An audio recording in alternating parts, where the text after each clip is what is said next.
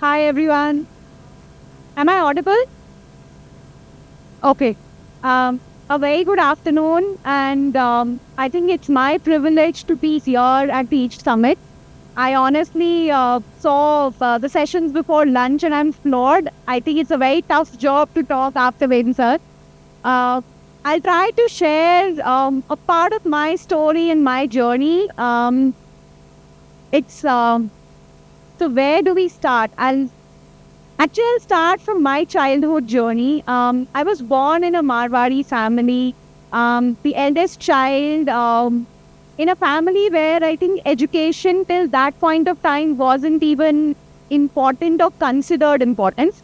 And especially for a girl, it was like you do something and get married. I think getting married was probably the only conversation. Marwari families talk about food in marriage and food in marriages way too often on their dining tables. So that was it. And I think something early on figured where I thought that instead of just following what is the usual path, can I do something different? I think the itch was there from very early childhood where I wanted to build a business. I remember back in like 10th grade or something, I told myself that one day I'll have a 200 crore business. And I think back then 200 crore sounded like an impossible dream. But I seeded a dream, which I think last 10 years I've been living through building that dream. So that's where I think it started. Um, Interestingly, I think the biggest thing that you were chasing to build with education and career was to not spend your life in the kitchen. And guess what I did? Build a business in building kitchens. So yeah, that's the irony of life, but that's how life takes you around. In my first job, so some of the learnings came like a rock on your head. When I joined my first job, um, I was in a sales role in IBM. It was a sales manager's role, and I was given a list of customers who were probably dormant for a while, who hadn't ordered with IBM India for a couple of years. I was told to, generate business out of them. And I remember the target back in 2003, 4 was $5 million business from that set of accounts. It sounded like a tall task. I started after first 10 days of calling those customers to say, hey, I'm Rashmi from IBM and we would love to know what business you can give us. And there was zero business. After 1 month of making cold calls, nothing came out. In one of the reviews, I remember I cried. First business review with the manager, I cried. And I said, I can't do this. I studied at an IIM. I had a chip on my shoulder. And I said, I would leave and go do something else. And he said, no, you're not going. So I think that was probably the biggest milestone for my career. Today, I would rate it as the biggest milestone day for my career. A very hard learning. He said, you're not going, we are doing this together. He taught me sales. And next couple of months, the first thing he pushed me to do, which I think a lot of people, even in this room, would think is a lowly task, is to go sit in a customer's office. So every morning for next 2 weeks, I did not go to my office. I went to a customer's office and sat wanting to have a cup of tea with the customer. 2 weeks of this effort, I opened some doors. 5 months into that role, by February, I wanted to quit the job. By June end, I had finished the annual target. And I think that gave me so much confidence that if I can deal with this, I can deal with a lot more things in life. So yeah, that's one of the biggest milestones in life. And as students, I think one learning, if you could always do, is do a sales role to begin with. I think there is no bigger teacher than doing real sales and I think that learning would stay with you for life. So like once a salesman, forever a salesman. So that was my sales journey, starting with cold calling and sitting in customers' offices. Cut to a couple of years doing sales, did sales between IBM and J&J Medical, learned a lot with blue chip MNCs on what is the process, what do you sell. There was obviously a big brand name to sell. And a few years later, we shifted to Bangalore. And the first, I wanted to build a company of my own. I thought the better thing would be to go work at another company, a startup, and that hopefully will give me the skills to build a startup of my own. So I joined a company called Tutor Vista. For 3.5 years, we were building a lot of stuff from a startup sense, scaling up, scaling down. You saw good times, you saw bad times, you did tons of hiring, you lived in resource constraints. And I think I loved that situation. I thrived in that situation and thought I'm doing this forever. Um, so after a few years, with a lot of confidence, tried to say that I know everything. I'll go build another startup. I tried a startup of my own, and bootstrapping was a huge lesson in itself. Bootstrapping was very, very tough. I tried it for 15 months and then eventually closed it because that wasn't scaling. I realized the thrill that I was getting was building something, building for impact, and building for scale. So a few stints later, Fresh Menu happened again. I think Bangalore makes it feel that doing a startup is very easy. So cut to Fresh Menu. I started Fresh Menu back in 2014. One of the few stories for Fresh Menu is I was not from the food industry, and to begin a food business, we thought you need a chef. I wrote to a few chefs on LinkedIn, and some of these chefs agreed to meet. And when we met, they said, "Madam, whatever you're thinking, when you start and when you're successful, you tell us, we will join you." So as an entrepreneur, first lessons is the sales job keeps coming up. Recruitment is a sales process. Hiring your first employee was probably the toughest thing to do because it's a sales process. There's no company, there's no brand name, there is no revenue. So all you're promising is a story that we will build it together.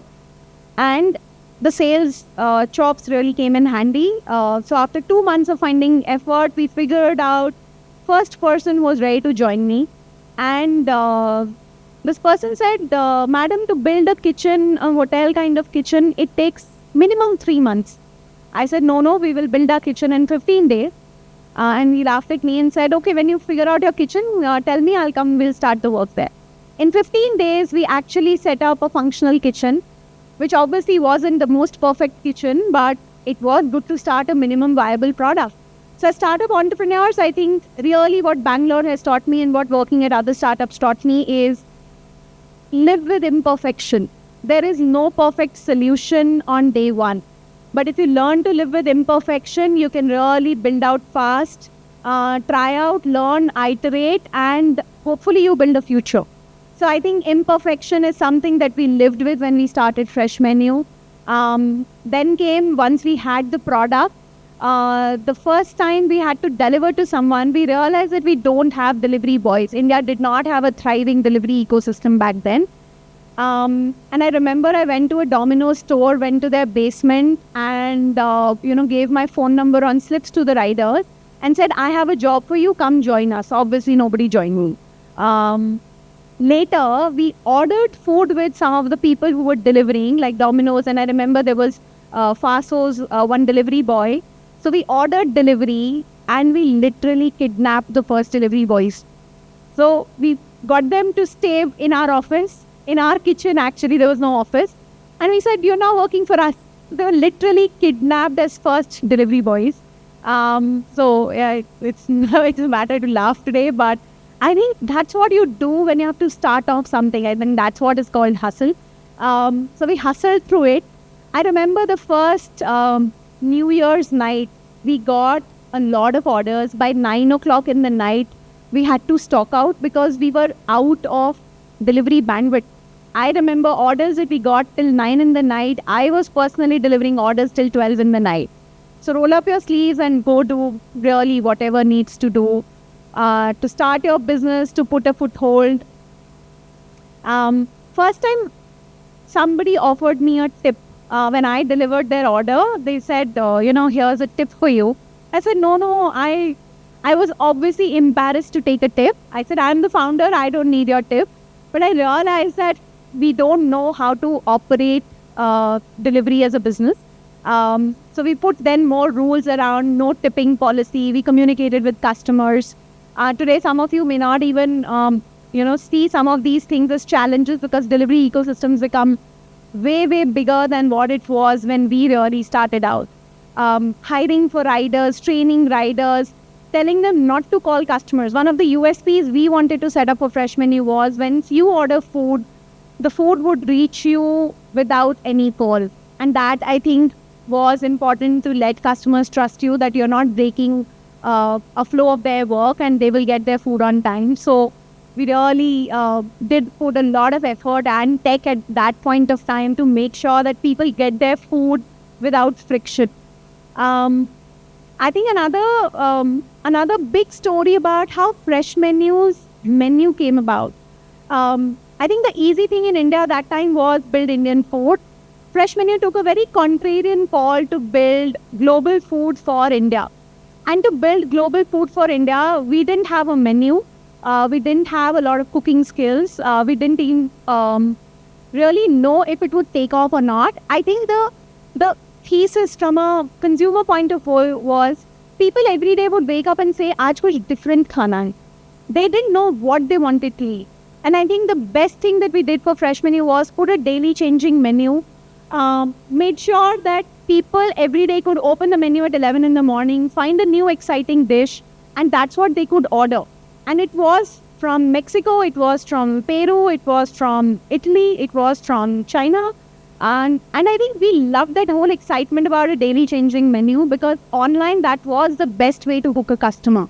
I think food really fueled our dreams. I'm sure food fuels all of your dreams too. So I think building a global menu for India at price points that we started with, finding the right product fit and iterating till we really got there, I think is what a startup was about. I remember the bowls that a lot of you now, I'm sure, are consuming regularly. Fresh Menu started making bowls because in a kitchen, assembling a bowl was the fastest thing that we figured out. It was an innovation built with the need from a business point of view that food had to really get faster. And I think making a bowl was the easiest thing to do. Some of our consumer insights back then was people are very happy eating rice and chicken. So there were tons of options that we created which were rice and chicken in different formats for the consumers, and they came in bowls, and the bowls were reaching customers in like 15 minutes, 20 minutes, 10 years back. And that's I think what powered Fresh Menu for all these years. Everything's not been rosy.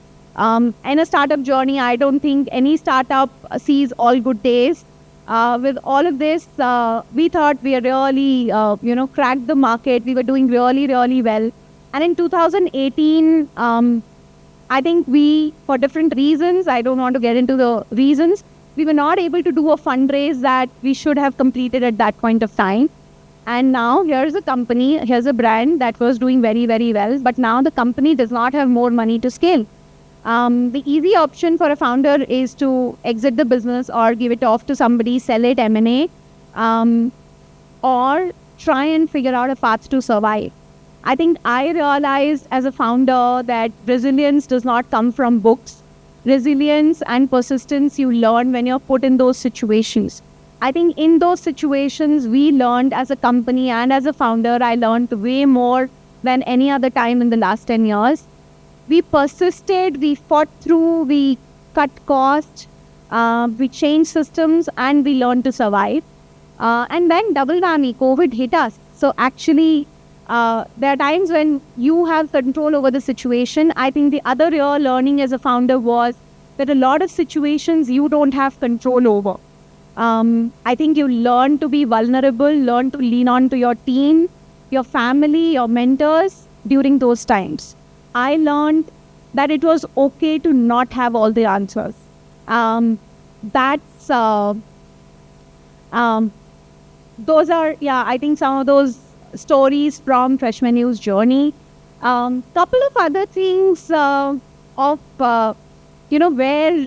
as a founder, you realize that business is all consuming. And I had a daughter who was 3 when I started the business. For a lot of people, obviously people used to question, are you sure you want to run a startup at this point of time? I think I realized that if today I can't, there's no right timing to start a business. My child's never going to grow up for me. And we started Fresh Menu, and I realized that Riddhi is, I think, the biggest cheerleader for Fresh Menu. Every time we had a difficult conversation, and I did check with her, should I leave work? Should I be with you? And like, no, mama, you're really doing what you should be doing, and I will do what I need to do. I think she did become way more independent because she saw her mother chase her dreams.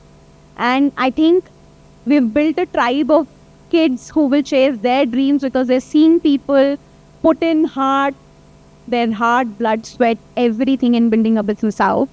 I think that's a bit of my story on Fresh Menu. Happy to take on questions. Happy to add to those stories.